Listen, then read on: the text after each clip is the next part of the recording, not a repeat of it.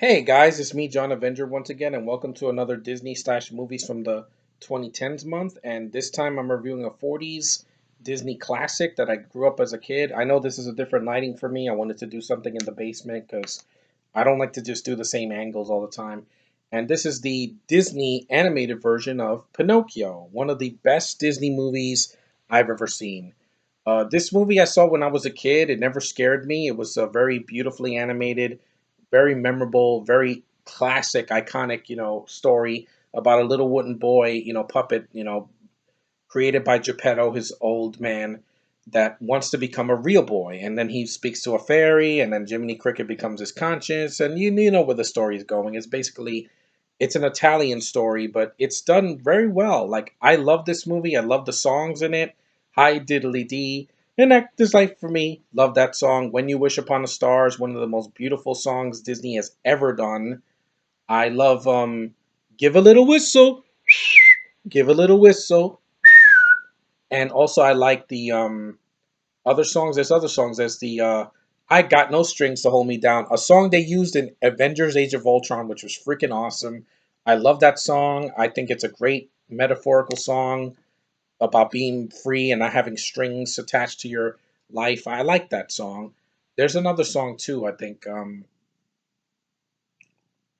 The fairy doesn't sing. Yeah, I think that's most of the songs in the film, but it's a beautifully animated film. I love the animation. I love the characters. Pinocchio's a cute, likable kid. He's naive, but he's a very likable character. I love the voice actor that plays him. The voice of Geppetto's a good actor. I liked him. He had an accent, but it didn't bother me because it is Italy. After all, it's set in Italy, not America. I love the voice of Jiminy Cricket. He's an iconic character that's became a Disney staple, like Tinkerbell and Mickey and Minnie and Donald and Goofy and a bunch of others. You have Stromboli, who's one of the villains in the movie. You have Lampwick, who's one of the boys that Pinocchio hangs out with in Pleasure Island, and then he becomes a donkey. You have the fox and the cat. I forgot what the characters' names are. I think it's Trustful John or something like that, or I don't know. It's the fox and the cat. I like both of those characters because the voice actor does a spectacular job singing. He's a Broadway star. Of course, he can sing. He did vaudeville, so he knows how to do act. He knows how to sing and act. You also have the giant whale Monstro, who's also a character. You got Figaro, the little black cat, and you have the goldfish. It's a really, really wonderful movie. Like, if you have never seen Pinocchio, it just came out on Blu-ray. I would advise you guys to go get it or get the old copy on Amazon. I don't have it yet, but I'm gonna get it soon because it's a film I need in my collection. It's just an iconic, beautiful movie with a great message about being, truthful. Always tell the truth because a lie can grow bigger and bigger the more you lie. And I get it. I get I related to it because the lead character is a boy and not a girl because that's basically the norm now. Every Disney movie now has to have a forced, oh, it's got to be a female protagonist. I'm fine with that as long as it's not forced down my throat.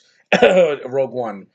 But yeah, here it works because you didn't need a female star character. It's Pinocchio's story. It's his story from becoming a boy, from a wooden puppet into a real boy.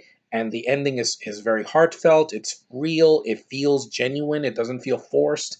And I don't think you could have told the same story with a girl. It doesn't work. And it's not because of gender. I'm not sexist. It's just it's basically a guy's story, and sometimes that's all I need. I don't, I need to be. I am a boy. I'm a man, so I was a little boy once, and I wanted to become a man, and I did.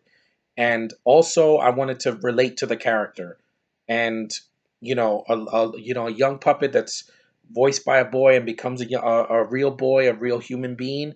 That works for me. That's all the development I need, and the characters are fleshed out. They're memorable. They're really iconic, and this story has been done to death. But Disney, you cannot do better than this. Don't do a live action Pinocchio in 2025 or whatever, and try to cast somebody that can't act to do it. Like, I don't need to see Jacob Tremblay playing him, who would be a good choice, but he's not even Italian. He's a Canadian, cute kid, but I don't want to see it happen because I'm like, this movie's been done to death. They did an Adventures of Pinocchio movie in the '90s. They, uh, they did a Italian version in like 2002. They did an anime in the 70s, which was really trippy and really weird and it kind of disturbing. I gotta admit, that was the most, probably the almost traumatic Pinocchio I've ever saw. And I didn't see it by will. I saw it because my dad bought the anime. He didn't know it was not the Disney version. And despite that, I still love this movie. I think it's great. Watch it. It's a Disney classic. It does not need to be remade because now everything is getting remade. Jungle Book, Beauty and the Beast, Maleficent, everything. Dumbo's gonna be next. I'm like, this doesn't need to be touched. It's perfect the way it is. I love this movie. It's a great Disney classic. Leave it alone. And I love this movie. I think it's great. Flaws. It's a little bit short in the tooth, but it's still a really well paced movie. It doesn't drag for an hour, and it is what it is. So thanks for watching, guys. See you next time, and I will be reviewing more films in the coming days. Not Saturday because I'll be busy, but the rest of the week, to today and on Sunday, I will next week. And February is going to be low rated movies and movies. Black History Month, so get ready for that in February. So see you guys later.